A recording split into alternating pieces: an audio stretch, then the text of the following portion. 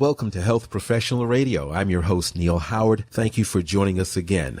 In studio with me is returning guest, Dr. Paul Nyirjesy. He's a professor of obstetrics and gynecology at Drexel University College of Medicine. Welcome back to the program, Doctor. And for those who may not be familiar with it, give us a bit of background about yourself and let's talk about your OBGYN patients a bit. Well, thanks for having me back on the show, Neal. So my background is I'm an OBGYN, and I have an unusual training in that I also did a fellowship in infectious diseases.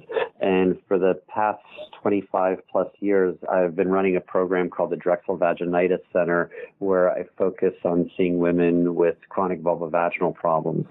Some of them who have infections like yeast infections and bacterial vaginosis, some of them who have a variety of different skin conditions that lead them to our center for a more specialized approach to their problems.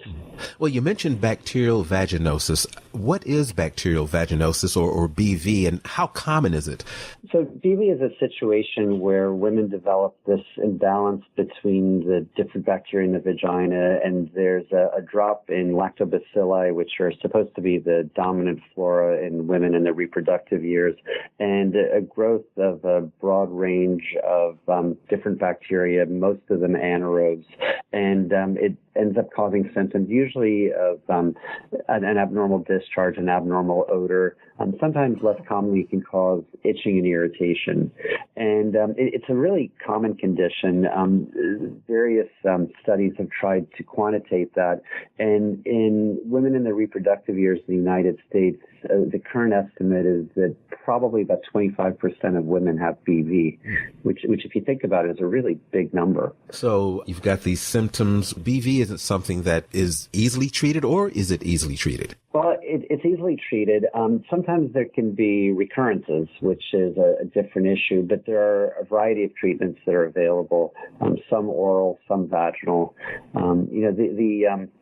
The big deal, by the way, with bacterial vaginosis is that, when I described it initially, it sounds like this really trivial type of infection. That's why a lot of people ignore BV. It actually has all kinds of associated risks, including the increased risk of getting various STDs, including herpes and HIV, also pelvic inflammatory disease, preterm birth, preterm labor.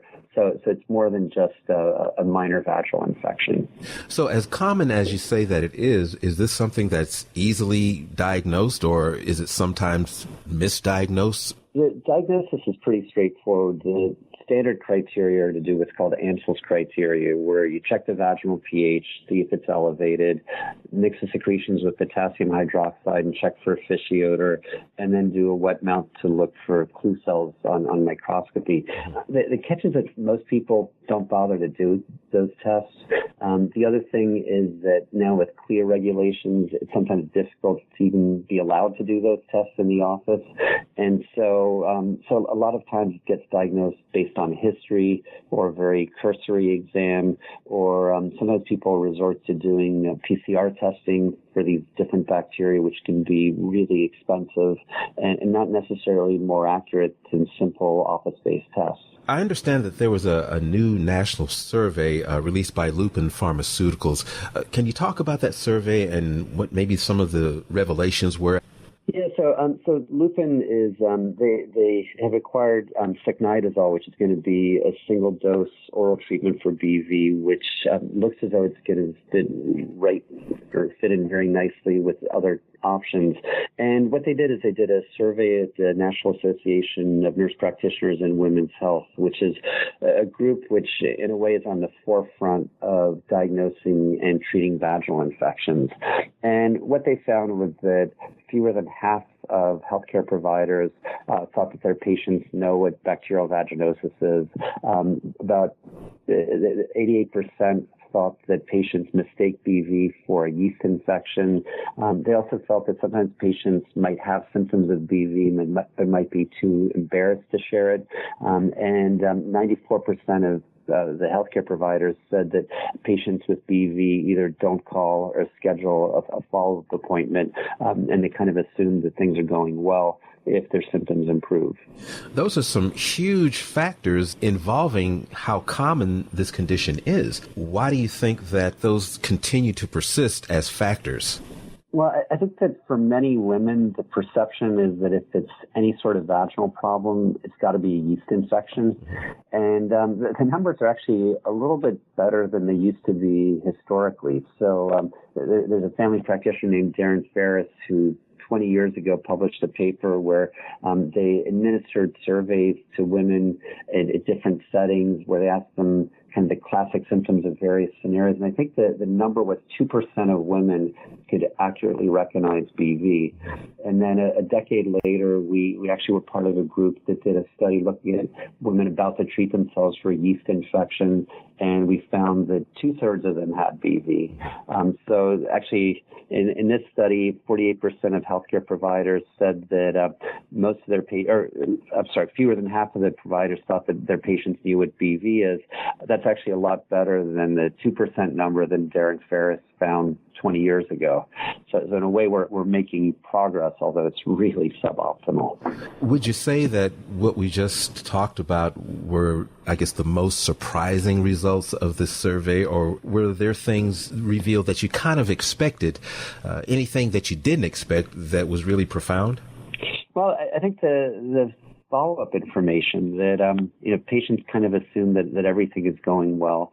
Now, if their symptoms get better, and I think that it's good sometimes to come back, and it's actually not necessarily recommended that patients come in for a test of cure visit, but since a lot of women with bacterial vaginosis can be asymptomatic, they might recur and not bother to come in because they are symptomatic, or they might recur and not realize it, and so not get treated even though the BV has come back. So you mentioned a website early on in our conversation. I'd like you to give that website to us again, and also tell us where we can learn a little bit more. I understand there's another website, keepherawesome.com.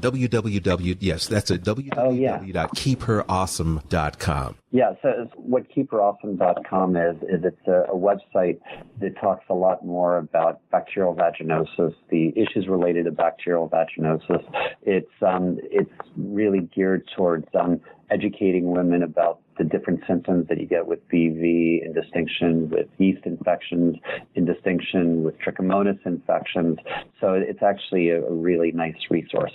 Well, I thank you so much for taking the time and coming back and speaking with us again today, Dr. Nyirjesy. My pleasure. Nice speaking to you, Neal. You've been listening to Health Professional Radio.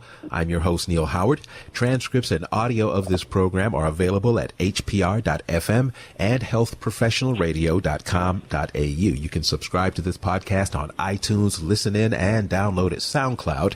And be sure and visit our affiliates page at healthprofessionalradio.com.au and at hpr.fm.